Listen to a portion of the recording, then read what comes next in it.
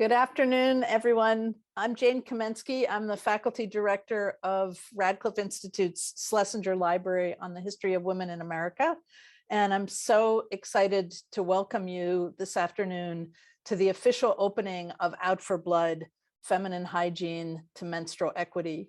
I'm coming to you this afternoon from my office in the Schlesinger, just a few feet from this remarkable exhibition organized by my colleague Lee Sullivan, the head of published and printed materials at Schlesinger, with support from committee members Mary Len Altieri, our curator of published and printed materials, and from Erin Labove, cataloger in that same department.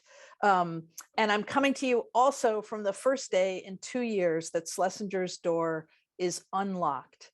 So you can walk in and see this exhibition by showing your vaccination card without pre-booking. We need to update our website to show that new availability. So please do come and see this remarkable exhibition that my colleagues have curated, showing the long history of menstruation as marketed and as experienced by many people in the United States from about 1920 to the present. Every time I walk by the gallery, I'm struck anew by the power of these humble materials, pamphlets, manuscripts, and many three-dimensional objects as well.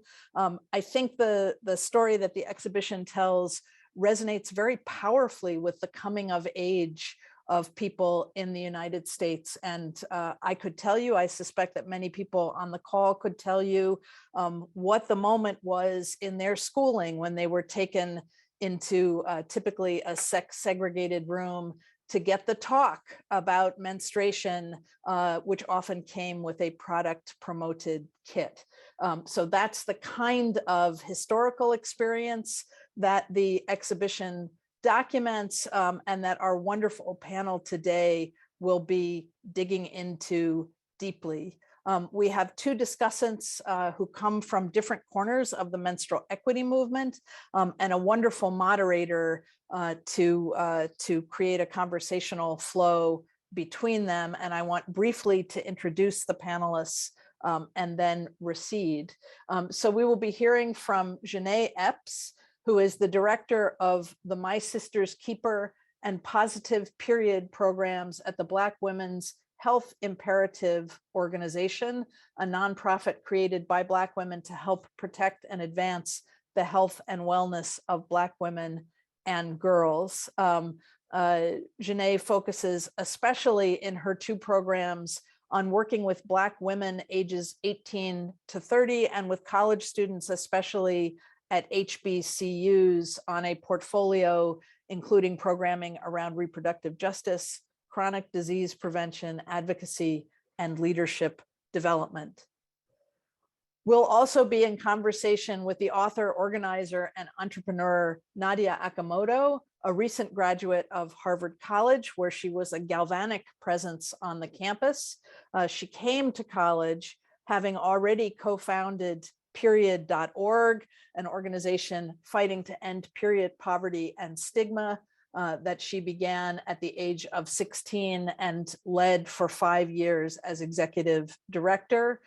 She is also, as of the summer of 2020, the co-founder of August, a lifestyle brand working to reimagine periods and to destigmatize them.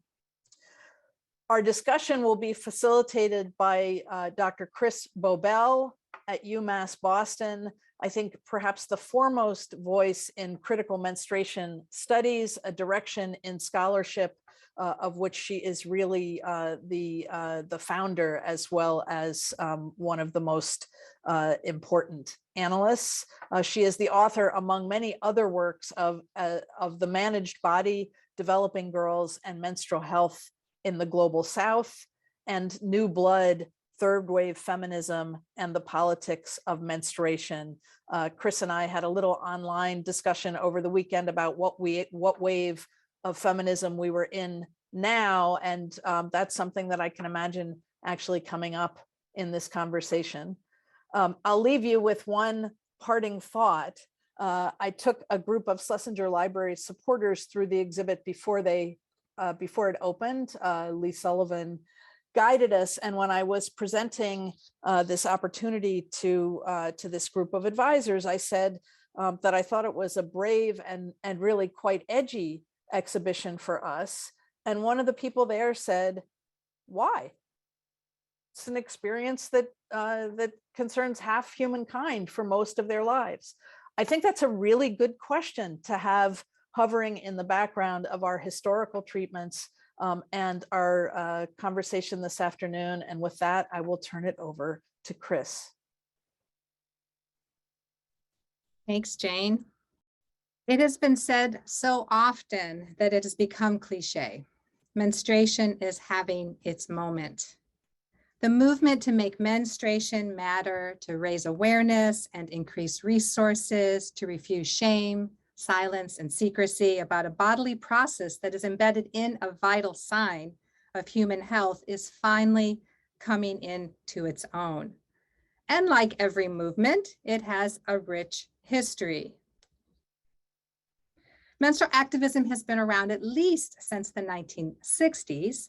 It is an outgrowth of second wave women's health activism, consumer rights advocacy, and environmentalism.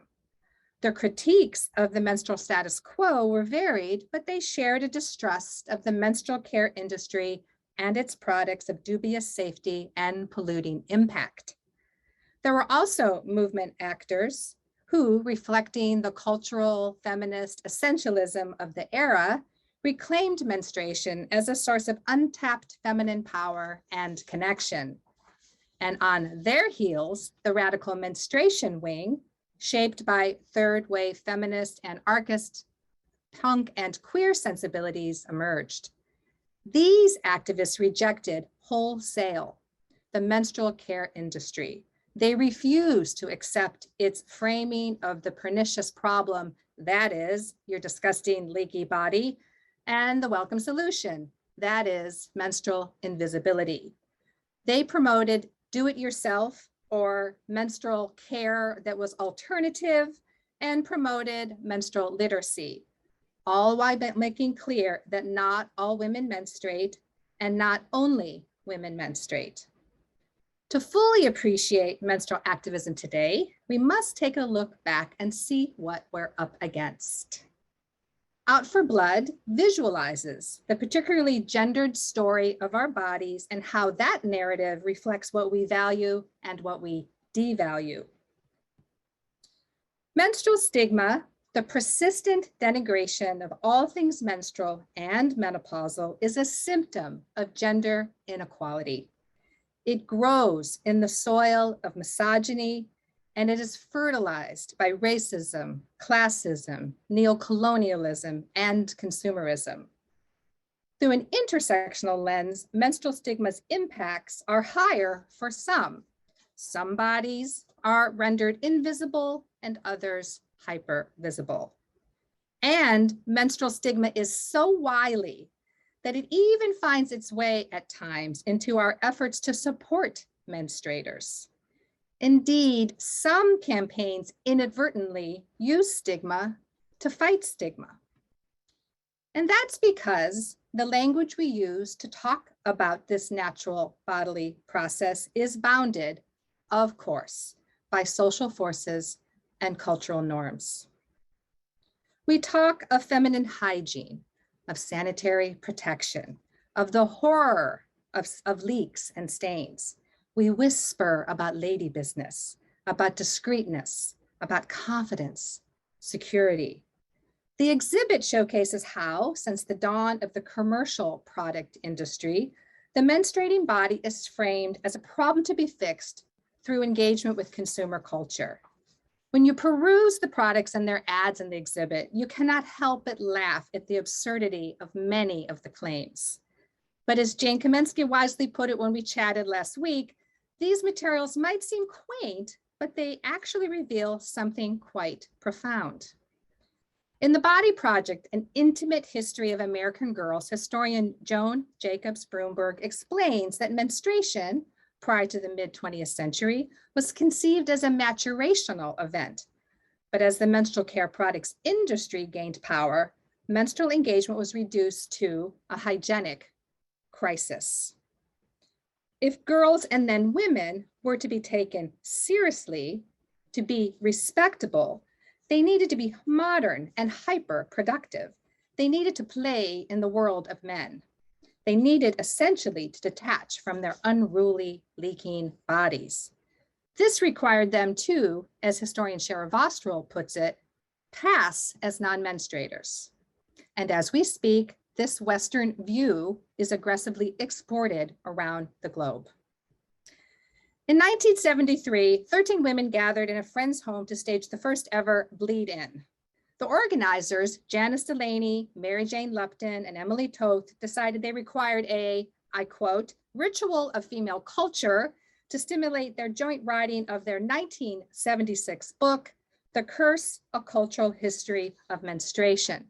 The attendees shared their first period stories, viewed educational films from two menstrual product makers, and scrawled what they called menstrual graffiti on the bathroom wall.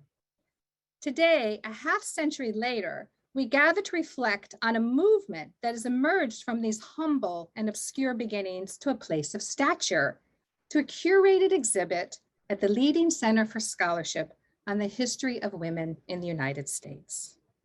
Some argue, myself included, that today's movement is far too focused on product and cozy with corporations. Of course, it has its tensions, its gaps, its growing pains, dare I say, its bleeding edges.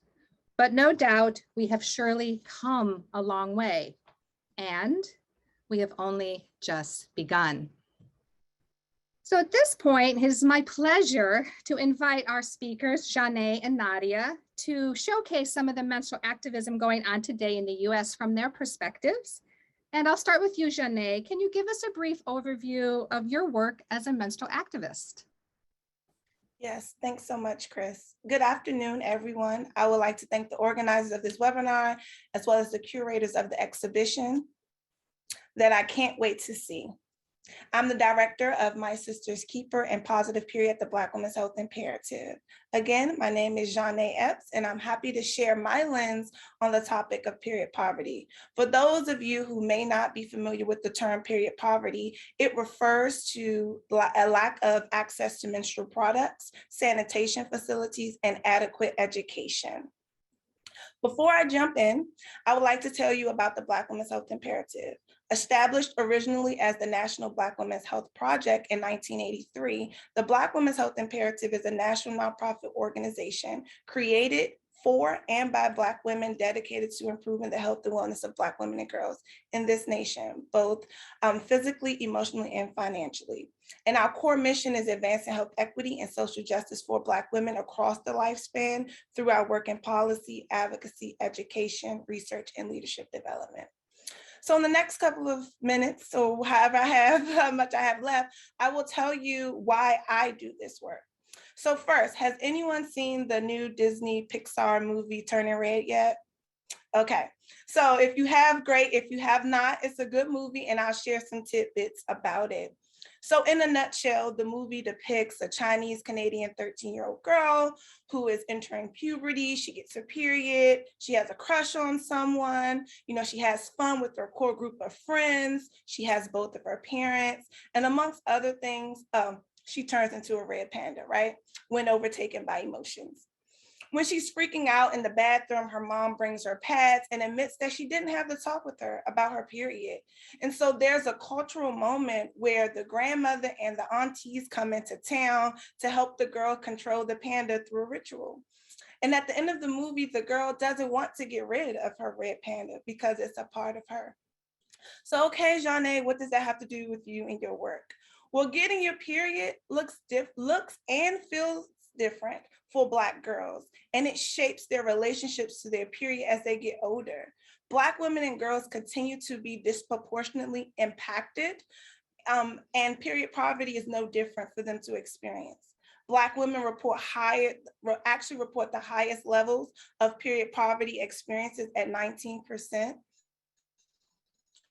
Research shows that Black women and girls have few resources and have very limited menstrual health learning from schools, from their mothers and other women in their family or their networks. So this leads to confusion and inaccurate beliefs about their periods across their life course to menopause and as it relates to menstrual related health conditions. And this prompts negative attitudes towards it. High school age girls miss on average 2 to 3 school days per month because of no access to menstrual products and sometimes due to period pain. 1 in 4 low-income women report having to use substitute products like toilet paper or socks because they can't afford the supplies that they need during their period. In the midst of all of this, Black women face immeasurable stress just by existing in this world. And we should not have to suffer emotionally, physically, financially, et cetera, because of a normal body function.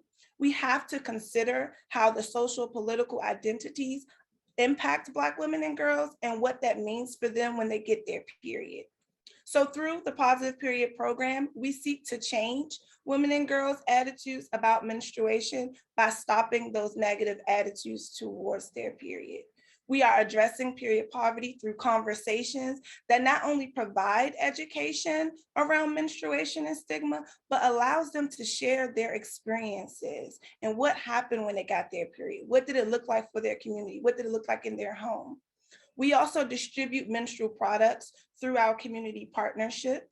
And we not only discuss the importance of self-advocacy, but we also discuss the importance of supporting policies that lead to menstrual equity. So that's my work and how I got into it. So thank you. Thanks, Shanae. That was really helpful to get a sense of the complexity that you're engaging and the urgency. Nadia, how about you? Tell us about your work as a menstrual activist today. Yeah, well, thank you so much for having me. I would say that I'm 24 now. I started this work when I was 16, so about 8 years ago, which is kind of crazy. And I think that for me, I've definitely worked in an unexpected way across very many different lenses of this movement. And I think that it's all been very unexpected. So I started a nonprofit when I was 16, as Chris mentioned, that was really focused on education and like distribution of period products and also the legislative advocacy side. And I think that for us as like a bunch of teenagers mobilizing, we were able to get first and foremost a lot of support on social media. I think given that this was a tool that we were growing up with and we were able to bring a lot of attention and virality to it, I think as Chris mentioned, this is a movement that has existed for a very long time. But I think that social media and us as like young activists in the space kind of came into it more new. So we were able to kind of bring new attention to it. We were also distributing a lot of period products when I was executive director of Period. So in my tenure, we had distributed like 25 million units of period products. And so as executive director, I got to know a lot about period products and a lot about what goes into the products, a lot about what happens behind the scenes in the companies. And something, Chris, I remember talking to you about years ago when we met up was kind of my frustration and your frustration, I think, with the industry overall.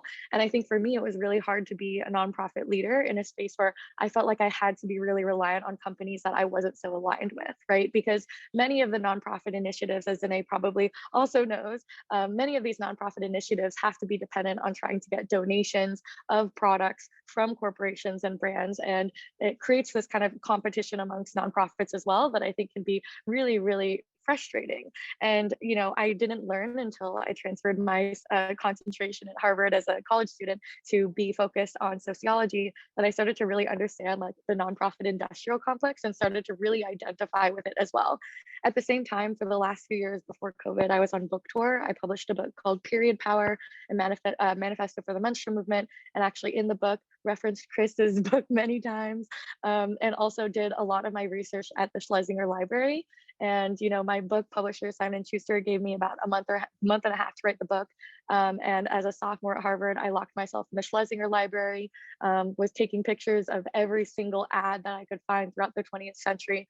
And I started to really feel like this industry was responsible for perpetuating a lot of the negative stigmas around periods. And as Chris mentioned, you know, we cannot understand, I think, period poverty without, as a societal problem, without also taking into consideration capitalism, patriarchy, you know, white supremacy. And so I think that for me, I started in writing writing this chapter about the history of commodification of period products, started to really come to this conclusion, like, wow, a lot of these brands have been the ones pushing this idea of buy our products to hide your period, forget you have a period. Oh, you know how you want to hide your period? Oh, well, just consume our products and then you can forget about it. And that is just not a message that I think really resonated with me. So, or maybe it did the opposite. It kind of made me more angry. And so, you know, a couple years ago, I decided to start making the transition over to the brand side, because I think for me, again, coupled with one, knowing that period products could be better for the environment, and also from a capitalist standpoint, feeling really frustrated with the current model of impact in our society, and getting really passionate about the model of social enterprise, understanding that in order to make impact in many ways, and even to scale grassroots programming, people need resources and people need capital, and that is a society that we live in. And so we're getting really passionate about that. And then even from the legislative side, as we were doing advocacy, feeling the need for more authentic brand support. And so that's how we developed August. So August makes 3 sizes of tampons and 3 sizes of pads, all of which are more sustainable than other brands. So most pads take 500 to 800 years to decompose. Our pads are fully biodegradable within 12 months. But I think more than that, it was how do we create a really strong presence in mainstream media and pop culture, especially with a large audience of young menstruators? And how do we change the conversation around periods by being hyper gender inclusive from the beginning in the DNA of our company, showing period blood on social media and really pushing these social platforms to make it exciting to talk about periods. So we launched about 8 months ago. I started on platforms like TikTok and growing the company. And over the last 8 months, we've amassed over 3 million followers between my account and August's account. We're growing about 20 to 30,000 followers a day right now. And so really, really scaling up our work there. And embedded into every single purchase, we're putting our give back program. So I've donated a little over 150,000 units of period products to a BIPOC menstrual hub based in Philly. So really focused on like long-term impact in individual communities around give back, and then also embedding give back from a monetary perspective into our all revenue streams, and then also covering the tampon tax. And so doing a lot of work around just advocating for eradicating the tampon tax, and honestly wanting to push other brands to do the same thing. So yeah, that's kind of what I'm working on right now, and just really honored to be here. I feel like the Schlesinger has been a huge part of my own learning. Chris has been, you know, a huge academic mentor and inspiration for me along the way, and just really excited to be here. Thanks, Nadia. So that's really helpful to give us a sense of what you all are engaged in. And so I'd like to dig into a little bit to how you got there in terms of historical reference and also evidence. So let's start with history. You made some references to the ads that you studied when you were writing your book, Nadia. I'm also interested for both of you in what historical events in the movement, the menstrual activist movement, or particular movement framings or conceptualizations, or particular activists have really inspired you. So in honor of this exhibit, could you talk a little bit about inspiration from the past that shapes your present? And we'll start with you, Janae. Yes, thanks, Chris. You know, I have to start with the amazing founder of the Black Women's Health Imperative, Billie Avery, who's a healthcare activist, still was part of the women's movement. Like the work that she has done inspires me to do what I'm doing today. And so Billie, when she started the Black Women's Health Imperative in the 80s, she actually started sitting down with moms and their daughters to talk about their periods. And, you know, she developed the movie, it's called On Becoming a Woman, and where she had these conversations. And the Black Women's Health Imperative, at that time, the National Black Women's Health Project, came out of Black women not centering their needs, their health needs, and periods was one of them, not having the conversations. So much of health in relation to Black people, you know, there's trauma associated with it, and some things that just we don't want to discuss. And so at that time, Billie created that space to have those conversations, to talk about it. At that time, I'm sure there weren't a lot of, you know, moms actually doing some type of celebration for their daughters when they got their periods, but Billie did that for her daughter. And we're starting to see some of that now. And so how I got into is actually interesting. I'll keep it short. Positive Period started off as a campaign in 2019. Billy, came across the story, really, intrigued her to bring this work back. It was a young girl soiled her pants. She was shamed, and she ended up committing suicide. And Billy wanted to bring that back. Well, of course, she's like, well, I need someone like you who's still menstruating and that can speak to this. We need someone young. And so that's how I got into this. Also, my personal experiences support why I do this work. And so for me, the history and the context of why I'm a part of this all leads to Billy Avery. What a great answer. And I'm so glad to bring Billy into the room. She absolutely was a path breaker. So thank you for that, Janae. Nadia, what in the past has inspired your present? Oh my gosh, I think for me, I'm a little bit unhealthily obsessed with the issue around periods. So I think for me, I have inspiration from everything from, learning about any menstruator throughout history who maybe period story or the experience of menstruation is kind of erased from history. I think that for me, I remember like when I started doing this work at age 16 and then even doing like these units about women throughout history, whether it be the glorious items or Sojourner Truth or, every single, assigned female at birth person in our history. I think for me, even if I didn't feel connected to them in experience, it was always like a wake up call that, oh, they also got a period, right? And yet it's not any part of history books usually, but I think a massive part of our biological function. I think that for me, one piece of literature that I think has been a really big guiding light and a thought provoker for me has been The Red Tent by Anita Diamant. And I think that for me, that it's a fictional book, but it was kind of an eye opener of remembering that menstruation is something that connects us all throughout history, across cultures, across identity. And I think that along with a lot of other books really proposed also an alternative universe in which periods are honored in the way that I think that they should be. I also take a lot of inspiration just from learning about how different cultures, have practices and traditions around periods, whether they be ones that are more stigmatized, like Chowpatty in Nepal, where there's still a lot of advocacy done around that, or whether it be indigenous cultures where periods are really considered like a sacred time of the month. So I think that for me, I know it's a broad answer, but I've been really fascinated just to think about periods in every source of inspiration from people who were born with uteruses. I think also in college especially, got really into just studying the history of the women's movement. I think understanding the different waves of feminism, and I think especially intersectionality now with fourth wave feminism. And I think also just understanding the tools that we have today to be able to mobilize. I think social media is a big double-edged sword in terms of mental health and misinformation and all of those things, but it's also an incredibly strong tool to spread messages. And I think especially when we're talking about something like periods that is so stigmatized and we're part of our mobilizing can simply be talking about it very publicly. I draw a lot of inspiration just from other movements that have been able to. Thank you. Your answers are so rich. There's so many directions we could take them. Let's try this. So all good movements, of course, are coalitional, right? They are able to extend to other allied movements that share some piece, some connection between the aims of one movement and the aims of another. And this builds a stronger, more durable, more impactful movement. So I'm interested, as activists, what are some connections you've made with other social movements, large or small, that have strengthened the work you do? And it's a two-parter. And what are some connections you have yet to make that you're really keen to make, but for some reason those connections really haven't been really forged yet? So we'll do the same order. Janae, could you start?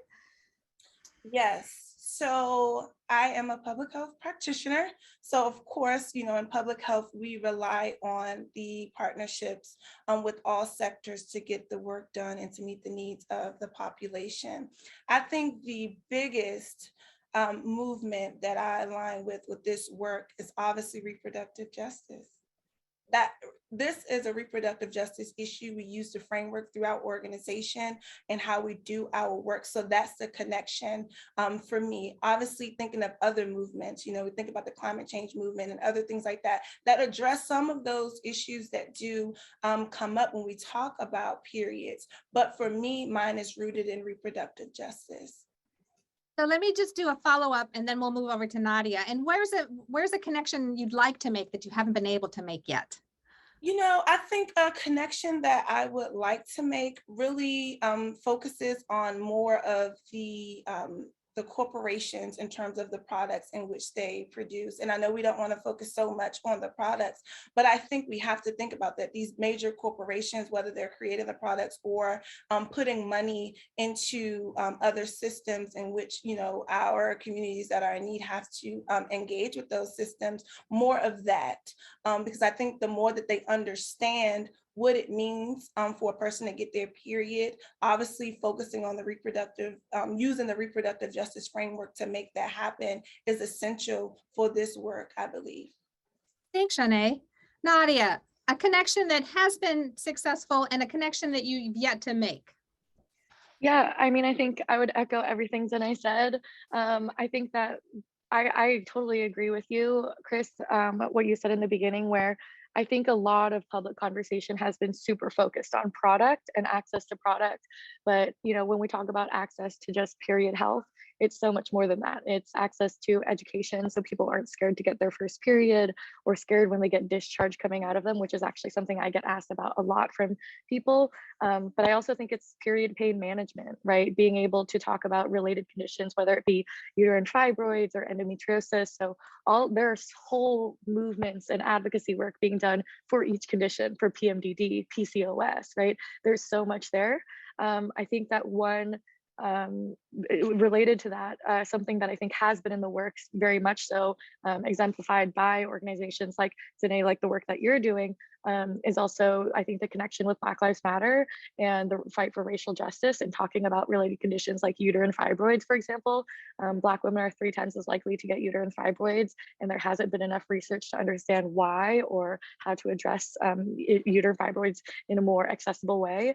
And I think because of the racism within our healthcare system, they're 2 to 3 times as likely to be recommended to get hysterectomies. And I think that the push for hysterectomies for Black and Brown communities who are experiencing poverty as well throughout history in the reproductive rights movement has been an incredibly huge issue. And so I think that the understanding periods, right? One of the most common questions I get by media is like, who experiences period poverty, right? And I think it's a really fascinating conversation because it can't be separated from poverty in general, right? Anybody who's struggling to afford basic necessities, like in basic necessities is included period products, right? And so I think that in many ways, as we understand like poverty and access and healthcare and racial justice and the gender fluid movement, all of that really intersects, I think, with one another. I would say that I think that there's a lot of work being done also in the criminal justice system. And I don't want to say that it hasn't been done before because there's been a lot of advocacy in the space before, but where I think that we can see a lot more support is around like access to period care for people who are in the criminal justice system, whether that be in jails and prisons, and fighting for access to period products for inmates who are getting their period, but also at detention centers. I know our inboxes have been flooding with like people who are looking for period products for people like refugees. And so I think that, I don't know, my answer can drone on and on because this is such an intersectional issue.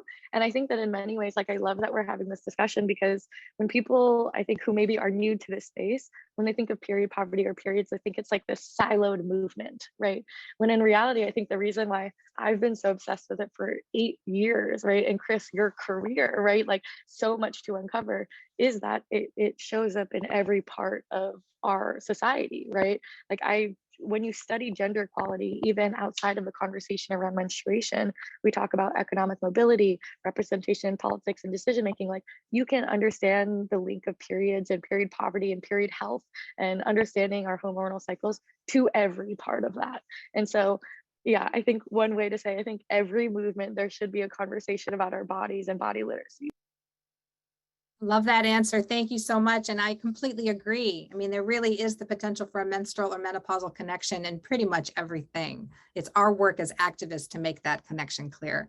So movements are built on a number of things. We talked about a reference, history and looking back to be inspired in our present. And we're talking about building connections. I'm also interested in evidence. So you both make references to some of the facts that have shaped your advocacy and have inspired you to really attack particular issues or particular populations' needs. So could you talk a little bit about where you source your data that shapes your work? Shanae? Yes, so for me, and as someone that is currently working on their doctorate and a believer in qualitative research, my data comes from the lived experiences of Black women and girls.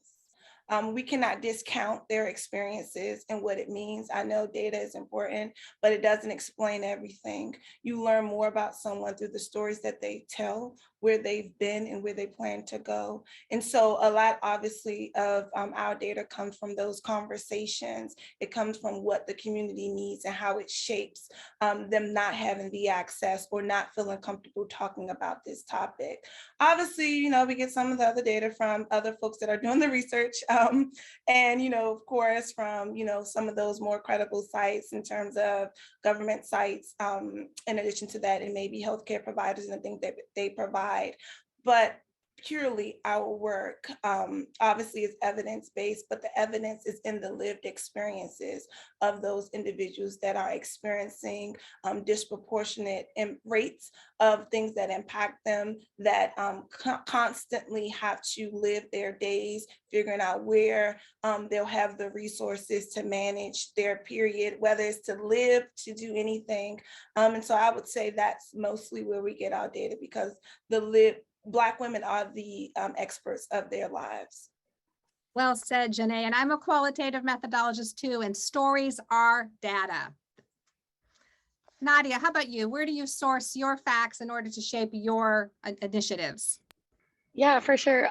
Well, when I was on the period side, we did a few different like national research studies and partnerships with different research groups. And so I think a lot of that was trying to raise a lot of money and then be able to pay for that research to be done in unbiased ways.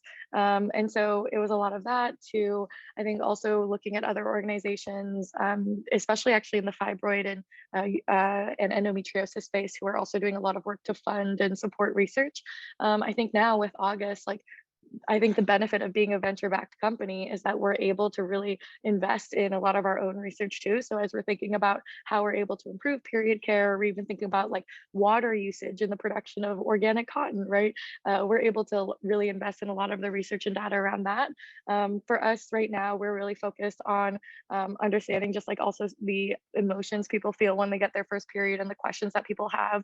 We're really focused actually on building community off of social media.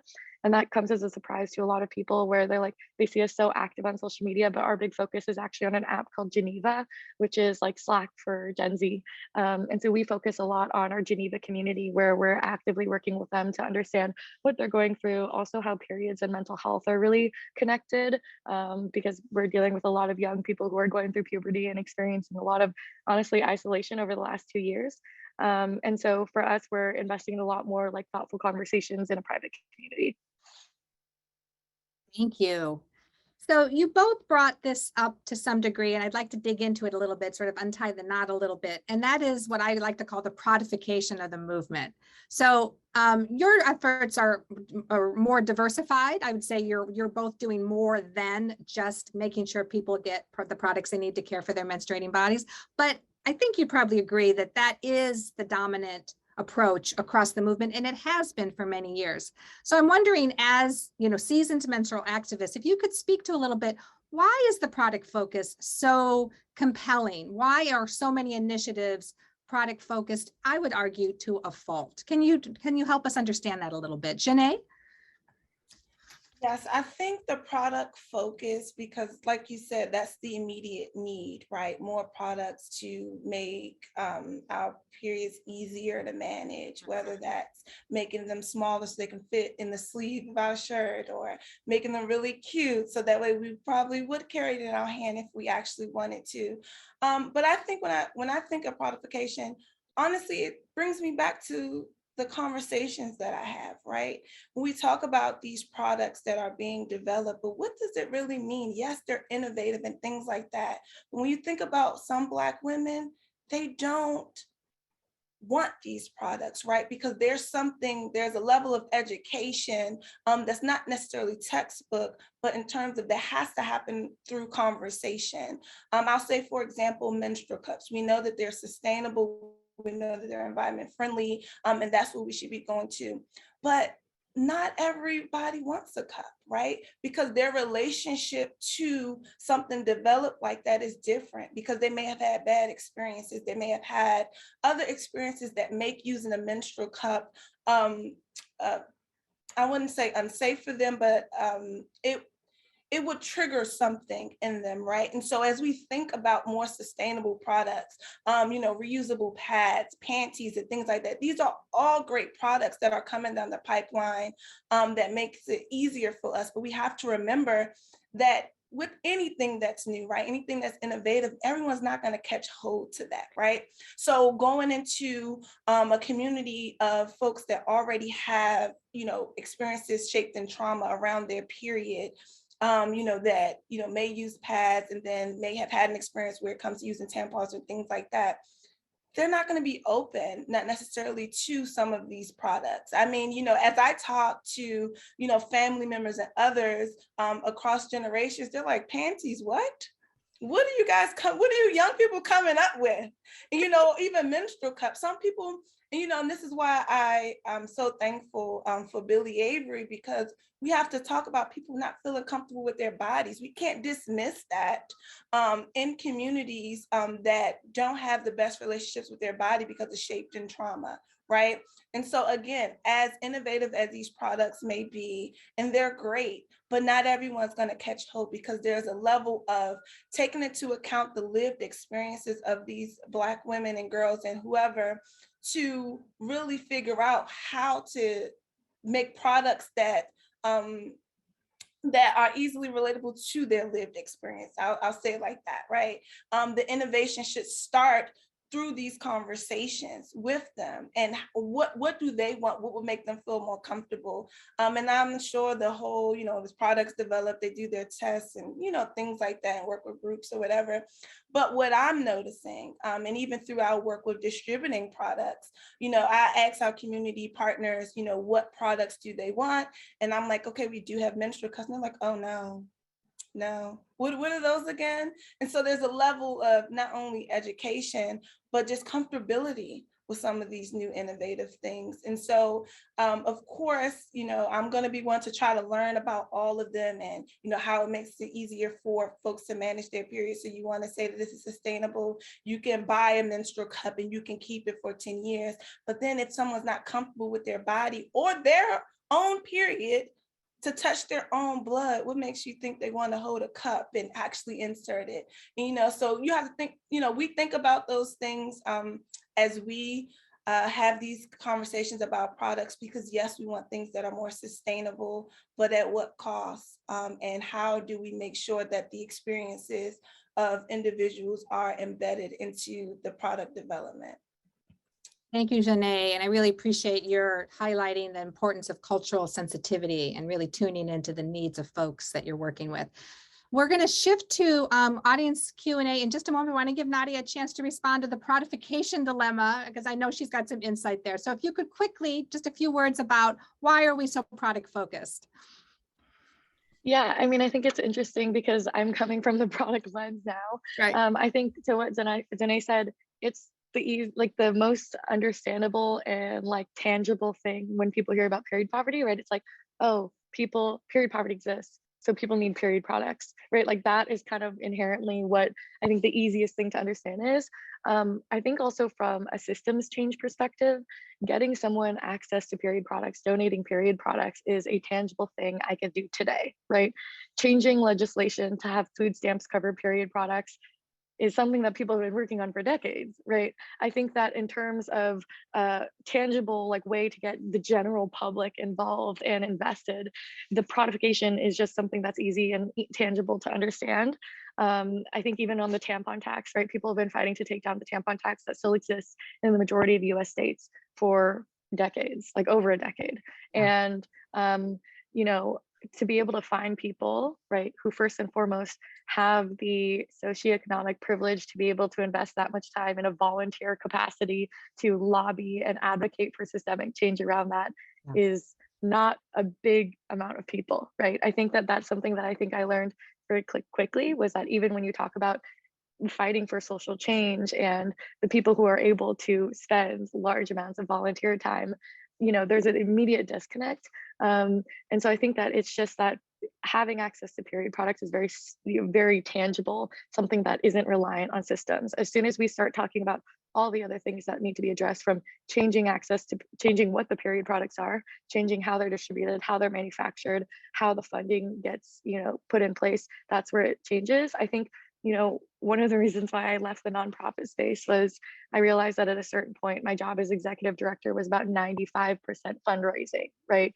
Fundraising from private foundations and private donors and corporations, having to raise millions of dollars to be able to build programs that were trying to get at that, you know, larger systemic change level. However, even when you look at investing in systems change, it's a lot harder of a sell to make to a donor than it is to say, we can tangibly in the next year deliver X amount of products, rather than we're going to make a bet to be lobbying for 10 years with the hopes of making a change, right? So I think that in many ways, the prodification is something that I think products and access to products is very important. But I think from a systems perspective, it's of the utmost importance as well, right? And I think it's just a direct service, short-term change versus long-term change. Unfortunately, the long-term change costs a lot more money and a lot more investment.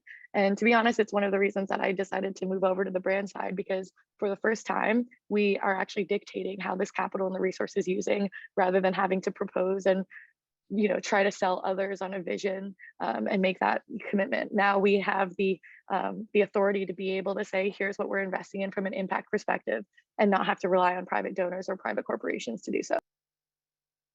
Thanks for your transparency. It's really helpful to really understand sort of what you're up against, you know, as a working in an NGO, and the kinds of accommodations we have to make in order to get traction. So let's talk about, I'm moving now to the audience Q&A. There's several great questions, and several, unsurprisingly, want us to address menopause. So if we take a life course approach to menstrual health, then we have to obviously think about perimenopause and menopause, but like menstrual literacy training and pain and menstrual cycle disorders, this is often something that gets dropped off in the conversation, right? In our focus on menstrual product access and menarche and, you know, early experiences of the menstrual cycle. So Shanae, start us off. What are your thoughts about how to bring menopause into the frame of menstrual activism, how to bring resources and awareness to the needs of perimenopausal and menopausal folks?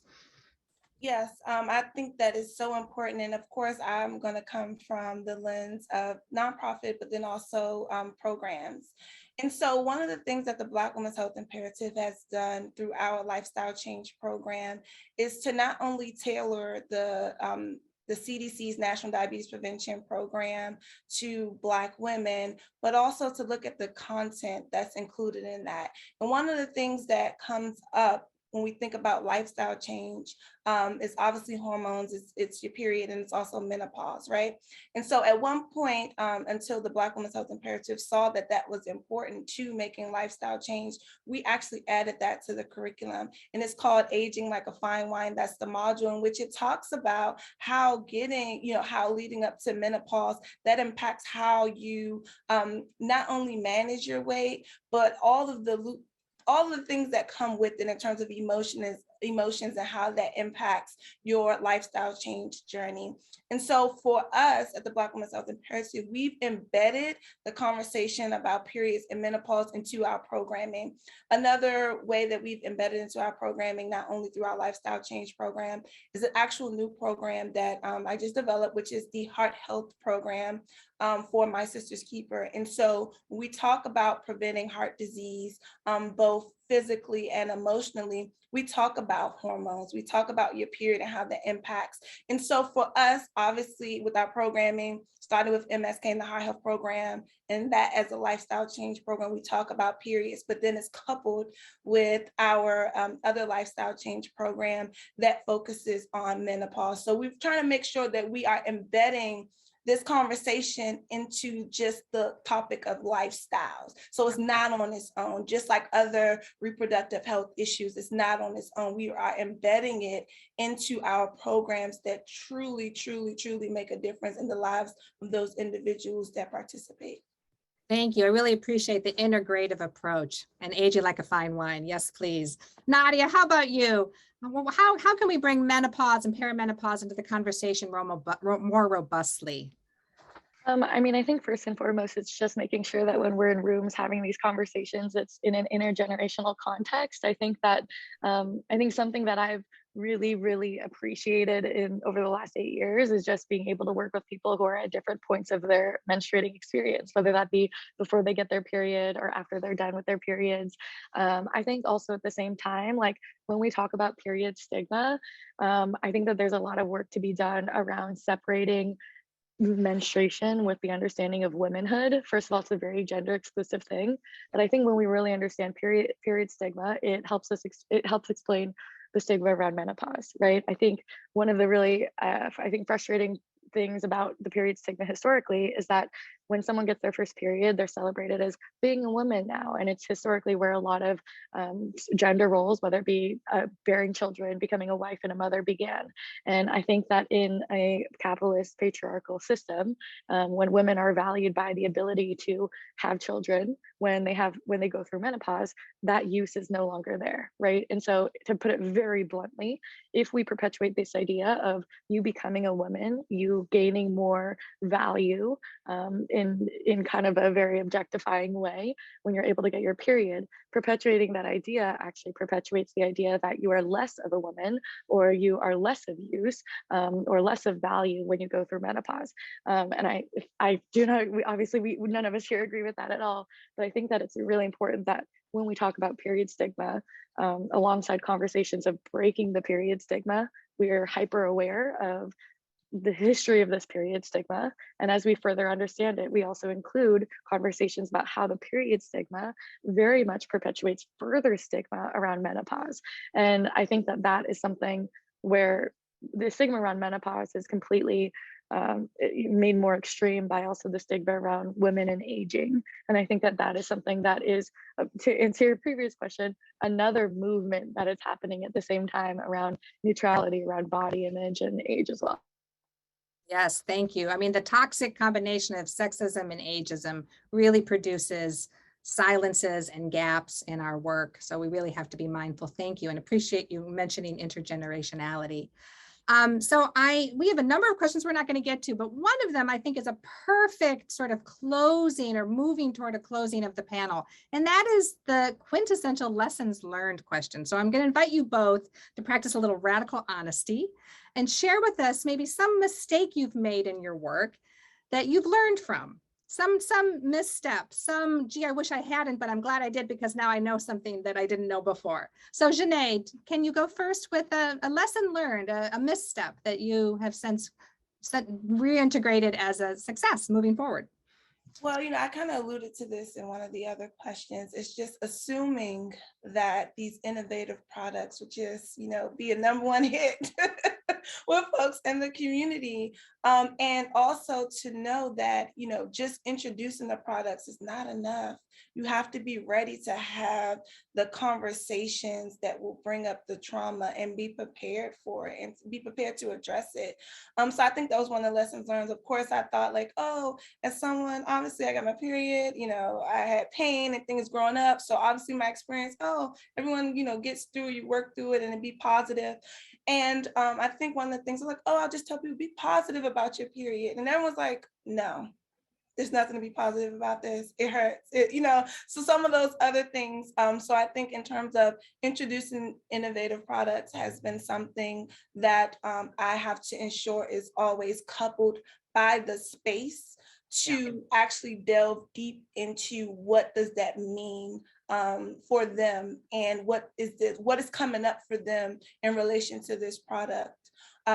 Also knowing that and I'm very aware of this because as we always say that we focus on Black women and girls, I do understand that there are other folks that do menstruate that do not identify as Black women and girls. And, for me, I do completely understand, and I obviously always want to stand in solidarity and make sure that I'm connected with my allies about this. But I think for me, as a Black woman, that's what leads my work.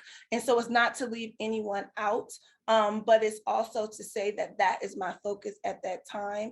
And honestly, being unapologetic about that, because I know there are other folks in this space that are doing the work and that will find those that identify with them. And so I don't need to put the pressure on myself to change or be performative, about what my focus is and the conversations that I have. So I think those were some of the things that I've been filling up to. I don't like to say that, I'm feeling whatever, but I'm filling up to it and just learning more as, I'm working in this space of, getting to menstrual equity and talking about periods. So I think those are some of the things for me. Terrific. Okay, Nadia, serve us some radical honesty. What's one lesson you've learned? The hard way. I mean, I think I'll say a really hard one, which is I think that, oh my gosh, I could answer this question in so many ways because I've made a lot of mistakes. I think, I'm also on my journey of unlearning and learning. And I think that for me, I've learned more about my own identity and what it means to be like an Asian American in the last 2 years than I ever had before. I think kind of the double-edged sword of starting my career at 16 in a very public way is that I made a lot of mistakes publicly too, right? I think that there are still things that I'm really learning. For example, this week I've been in a lot of conversations about how I can be more inclusive about like ableist language around periods, right? And when we think about ableism in the period space and who can use tampons and who can't, right? I think that there is still that I'm learning a lot. And I think that it's kind of a risk you take when you go public. I think in many ways too, like I did not learn a lot about what it meant to be Asian American and how that's confounded in like the model minority myth and taking up space. Like that wasn't really a consideration of mine until a couple years ago. I think as the whole country was really called into more learning. And I think that for me, like it's something that I'm hyper cognizant of now, like now with 3 million followers, what is my responsibility to be really upfront about what I'm going through? How do I make sure that I'm not glorifying and pushing a period narrative that isn't going to be accessible or respectful of others? So I think that a lot of it is like I'm making so many mistakes. I think another thing at the same time is like I came into my career in 2014, where along with periods coming into the spotlight, so was girl boss culture. And I very much was kind of in the wave of that, right? The way that I was written about. There are many articles out there calling me a girl boss, and now being a girl boss is not a positive thing. And I think that for me, like I actually in my own entrepreneurial journey, totally burned out in 2020 and went to rehab for 6 weeks where I was doing a lot of unlearning of like, what does it mean to even be an activist, right? What does activism mean? And I think, how do I design for systems change in a way that is values aligned, right? I think that so much of your teen and adolescence is figuring out what your values are and figuring out who you are from an identity perspective. And I think that that is something that is going to be a constant and lifelong journey for me, and something that definitely, if I could go back and do things differently, I totally would. There's so many things that I would do differently. There's so many things that maybe I wouldn't have done with my time, right? And like, do I wish I had more time, to be able to write my book and not just have a month and a half? Yes. Do I wish that I ran for office when I was a freshman at Harvard? No, that was probably not the best use of my time, nor was that the best contribution to society that I could make. So I think that there are a lot of mistakes that I made along the way. There's a lot of things that I wish I would have learned a lot sooner. And I think that for me, part of my journey right now is just like trying to prioritize that self-learning, because it is a really big responsibility to have a platform in a world over the last 2 years, especially where digital communication was kind of our main modes of communication. So yeah, lots of mistakes, and very Wow. much both on the company side, the personal growth side, and understanding who I am and like what my responsibility. I really appreciate your humility and your willingness to live the questions, right? Such is the human condition. So thank you both. It's time to wrap up. I cannot believe it. It's already been an hour and we didn't even scratch the surface of all the wonderful questions that came in. And I appreciate all of you that critically engaged enough to pose a question. So it's time to say thank you to our wonderful speakers, Shania Epps and Nadia Okamoto. And again, to thank everyone for being a part of this event today. Please check out the exhibit. It is really worth your time. It's open to visitors, and information about it can be found on radcliffe.harvard.edu. It's open until Saturday, October 1st. So you've got several months, but do not delay. And it's open Mondays through Fridays, 9 a.m. to 4:30 p.m. This event has been recorded and will be posted on the Radcliffe website in about a week. And for information about upcoming Radcliffe virtual programs, you can check out their exhibition calendar and see videos of past events, same website, radcliffe.harvard.edu. I want to thank everyone for participating today, including the wonderful people behind the scenes that had made this wonderful program a possibility. And of course, all those involved in the wonderful exhibit, Out for Blood. I hope everyone will bring today's conversation into their daily lives to resist menstrual stigma and to create a more body positive world for us all. Thank you, everyone.